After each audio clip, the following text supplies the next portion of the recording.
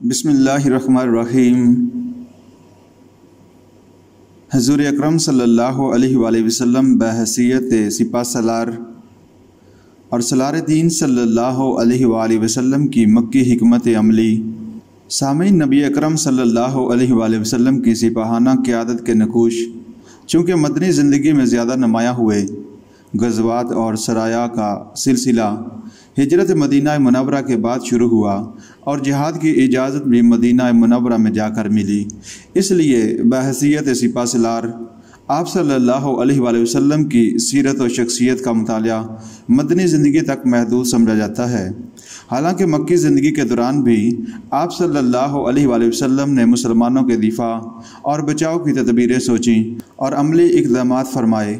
سامعین، امت مسلمہ کے تحفظ اور دفاع کے لیے آپ صلی اللہ علیہ وآلہ وسلم نے مکی زندگی میں کیا حکمت عملی اختیار کی اور مدنی زندگی میں کس طرح منصوبہ بندی کی اور عملی اقدامات کیے اور ان کے نتائج کیا ہوئے۔ سالار دین صلی اللہ علیہ وآلہ وسلم کی مکی حکمت عملی۔ نبی اکرم صلی اللہ علیہ وآلہ وسلم کو جب نبوت سے سرفراز کیا گیا تو آپ صلی اللہ علیہ وآلہ وسلم کو اللہ تعالیٰ نے جس دین حق اور ضابطہ حیات کی تبلیغ کا حکم دیا تھا، اس میں سب سے پہلا خطاب بنی ہاشم سے تھا، اور اپنے قریب ترین رشتہ داروں کو خبر کیجیے میں یہی حکم دیا گیا۔ پھر اہل مکہ معظمہ کو خطاب کرنے کا حکم ہوا تاکہ آپ صلی اللہ علیہ وآلہ وسلم مکہ معظمہ اور اس کے ارد گرد کے لوگوں کو خبردار کریں۔ پھر آپ صلی اللہ علیہ وآلہ وسلم کو مکہ معظمہ ہی میں یہ حکم دیا گیا کہ آپ صلی اللہ علیہ وآلہ وسلم تمام انسانیت کے لیے اپنے نبی رحمت ہونے کا اعلان فرما دیجئے۔ قُلْ يَا أَيُّهَا النَّاسُ إِنِّي رَسُولُ اللَّهِ إِلَيْكُمْ جَمِيعًا۔ آپ صلی اللہ علیہ وآلہ وسلم فرما دیجئے کہ اے لوگو، میں تم سب کے لیے رسول بنا کر بھیجا گیا ہوں۔ سامعین، رسول اللہ صلی اللہ علیہ وآلہ وسلم کے سپرد جو کام ہوا تھا وہ کتنا مشکل اور کٹھن تھا۔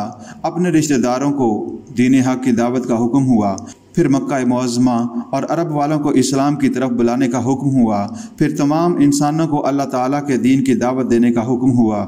اس بھاری ذمہ داری میں آپ صلی اللہ علیہ وآلہ وسلم کو قدم قدم پر شدید ترین مخالفتوں کا سامنا کرنا پڑا، لیکن آپ صلی اللہ علیہ وآلہ وسلم نے اپنے کام کو مکمل کرنے کے لیے باقاعدہ منصوبہ بندی کی اور مکی زندگی میں ایسی حکمت عملی اختیار کی جو وہاں کے حالات اور تقاضوں کے مطابق تھی اور کامیابی کی ضمانت۔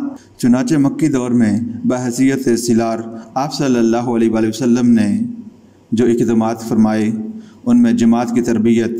مکہ معظمہ اور عرب کے لوگ کسی بڑی تحریک کے لیے عملی تربیت سے بالکل واقف نہیں تھے، بلکہ تاریخ انسانی میں ایسی کوئی تحریک پہلے نہیں چلی تھی جس کا سالار اور اس کے ماننے والے اگرچہ بے سر و سامانی کے ساتھ صرف اللہ تعالیٰ کے بھروسے پر آگے بڑھے تھے، مگر عملی تربیت سے سیرت و کردار کی وہ مضبوطی اور عقیدہ و ایمان کی وہ پختگی پیدا ہو گئی جسے تپتی ہوئی ریت، دیکھتے ہوئے سنگریزے اور بھڑکتے ہوئے شعلے بھی نہ پگھلا سکے۔ آپ صلی اللہ علیہ وآلہ وسلم نے ایک جماعت کی تربیت و تیاری ضروری خیال کی جو اللہ تعالیٰ کے دین کو عام کرنے کی ذمہ داری کو پورے احسن و خوبی کے ساتھ نبھا سکے۔ اس جماعت کی تیاری کا ابتدائی کام پہلے دار ارقم میں خفیہ طور پر ہوتا رہا، مگر جب عقیدہ و ایمان میں پختگی اور سیرت و کردار میں قوت و مضبوطی اور ہم آہنگی اور جماعت کی ایک اچھی خاصی تعداد ہو گئی تو تربیت و تیاری کا یہ کام اعلانیہ بھی ہونے لگا۔ مکہ معظمہ اور عرب کے لوگ اس حقیقت سے آشنا نہ تھے کہ تربیت یافتہ افراد سے جو جماعت تیار ہوتی ہے اس کی راہ روکنا کسی کے بس کی بات نہیں ہوتی۔ تربیت یافتہ افراد کی اس جماعت نے اللہ تعالیٰ کے دین کی خاطر ہر مشکل کا سامنا خندہ پیشانی سے کیا، ہر اذیت کو قوت ایمانی اور کردار کی پختگی کے بلبوتے پر برداشت کیا۔ پھر یہی جماعت تھی جس نے ہجرت مدینہ منورہ کے بعد سب سے پہلے جزیرہ عرب میں اور پھر ساری دنیا کے کونے کونے میں اللہ تعالیٰ کے دین کو عام کر دیا۔ اس تربیت یافتہ اور فیض نبوت سے سرفراز ہونے والی جماعت نے دین کو ہر چیز پر مقدم سمجھا، کوئی لالچ، کوئی ڈر اور کوئی مشکل ان کا راستہ نہ روک سکی۔ یہ کمال تھا سالار دین صلی اللہ علیہ وآلہ وسلم کی تربیت کا۔ سامعین، اس کے بعد دنیاوی اسباب و وسائل کی اہمیت کا احساس آپ صلی اللہ علیہ وآلہ وسلم جو دین حق اور زندگی کا دستور عمل لے کر بھیجے گئے، اس میں انسان کی دنیا و آخرت دونوں کی بھلائی کو پیش نظر رکھا گیا اور روحانی ضرورتوں کے ساتھ ساتھ مادی ضرورتوں کی اہمیت کو بھی تسلیم کیا گیا۔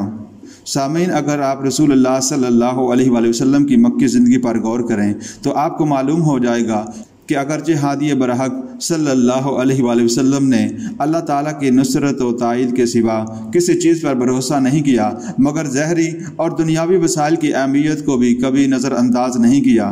تدبیر کے بعد تقدیر پر بھروسہ ہی آپ صلی اللہ علیہ وآلہ وسلم کا طریقہ کار تھا۔ توکل کا یہی مطلب ہے۔ آپ صلی اللہ علیہ وآلہ وسلم نے دین حق کے غلبے کے لیے مکہ معظمہ کے سرداروں کی ہدایت کے لیے دعائیں کیں۔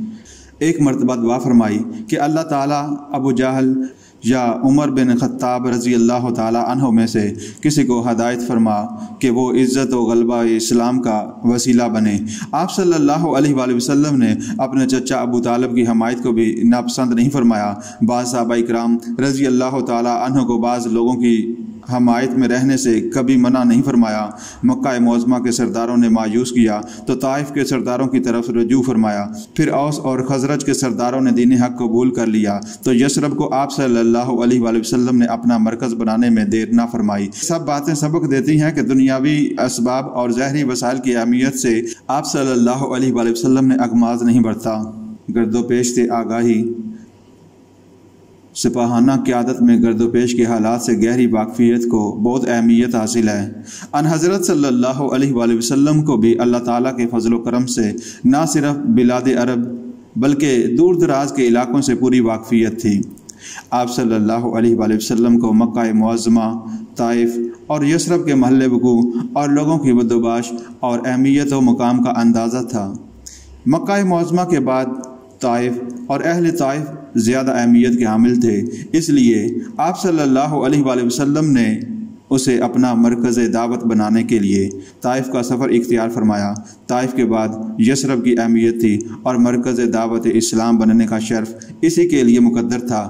اہل مکہ معظمہ کی اذیتوں اور چیرہ دستیوں سے صحابہ کرام رضی اللہ تعالیٰ عنہ کی تربیت یافتہ جماعت کو بچانے کی ضرورت محسوس ہوئی تو یمن و فلسطین اور مصر و شام کے بجائے حبشہ یا ایتھوپیا کو مسلمانوں کے لیے محفوظ پناہ گاہ تصور کیا، اور آپ صلی اللہ علیہ وآلہ وسلم کا یہ تصور حقیقت پر مبنی تھا۔